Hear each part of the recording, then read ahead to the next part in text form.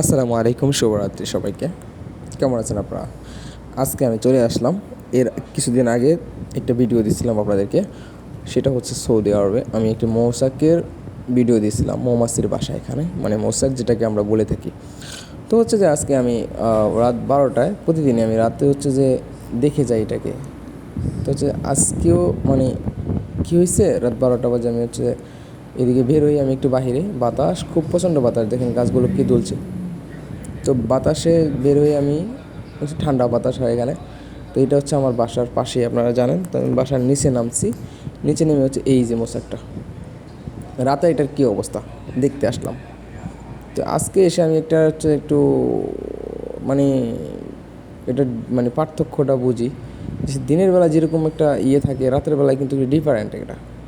মানে এখানে অনেকগুলো দেখা যাচ্ছে যে যে মৌচাকের যে মৌমাছিগুলা, অনেকগুলো মৌমাছি নাই, মানে কিছুটা পরিমাণে কম।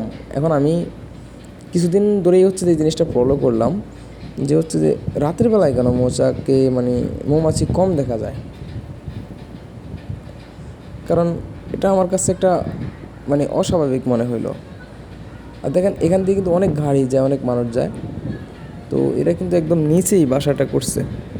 আর এই যে আমার বাসাটা হচ্ছে যে বিল্ডিংটার নিচে হচ্ছে যে এটা, আর এইদিকে হচ্ছে যে একটা বড় রাস্তা, মেন সড়ক আর কি ওইদিকে সামনে। তো আমি প্রতিদিনই হচ্ছে যে এটা দেখি, কিন্তু আজকে আমার কাছে কেন জানি একটু মানে প্রায় দিনই আমার কাছে একটু অস্বাভাবিক লাগে রাত্রেবেলায় মশাকটা।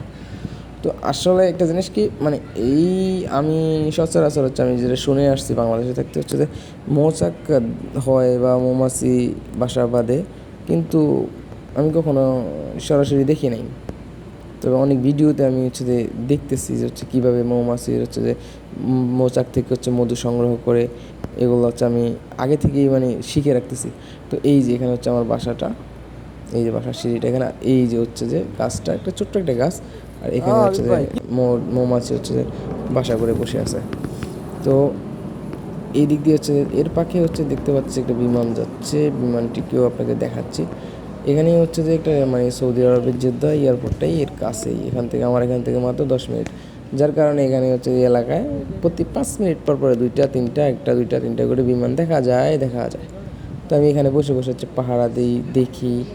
মানে আমার একটা আবেগ হচ্ছে যে এটাতে মানে লেগে আছে মনে হচ্ছে আমার কাছে, এই মোচাকটার মধ্যে। কবে আমি এটা থেকে হচ্ছে যে অরিজিনালে 100% পিওর খাঁটি মধু আমি হচ্ছে যে সংগ্রহ করবো এখান থেকে, আর এবং হচ্ছে মধুগুলো আমি খাবো। আমি অপেক্ষায় আছি কবে এটাতে মধু হয়। তো এখানে আমি এসে প্রায় দিনই বসে থাকি এই জায়গাটাতে, হচ্ছে এই সিঁড়িটাতে হচ্ছে আমি বসে থেকে হচ্ছে দেখি যে মানে আমার মন চায় যে হচ্ছে যে কেন কবে হচ্ছে এটাতে মধু আসবে মোচাকে। তো সাধারণত কত দিনে মধু আসে আমি জানি না মোচাকে। তো আপনারা কেউ যদি জেনে থাকেন কমেন্ট বক্সে জানিয়ে দেবেন, বিশেষ করে মানে কতদিন পর্যন্ত হচ্ছে মৌচাকে মধু কতদিন পরে আসার সম্ভাবনা থাকে। তো মৌচাকটা আসলে অনেকটা ছোট ছিল, একদম ছোট।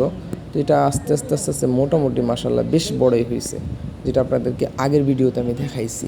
তো এটা নিয়ে হচ্ছে যে মানে আমি যে রাতের বেলা এটাকে দেখি বা হচ্ছে রাতের বেলা একটা অস্বাভাবিক এটাতে দেখা যায়, পার্থক্য দেখা যায়, সেটার জন্যই আসলে মূলত আজকে এই ভিডিওটা করা। আর হচ্ছে যে আজকে প্রায় 1 মাসের মতো হয়ে আসছে, মানে 1 মাস হয় নাই, 20 দিন 22 দিন হয়ে গেছে এই মৌচাকটার বয়স। তো মৌচাকে কতদিন পরে হচ্ছে যে মধু আসে মানে সেটা আমি জানি না, আমার সঠিক জানা নাই। তো যদি কেউ জেনে থাকেন তো কমেন্ট করবেন।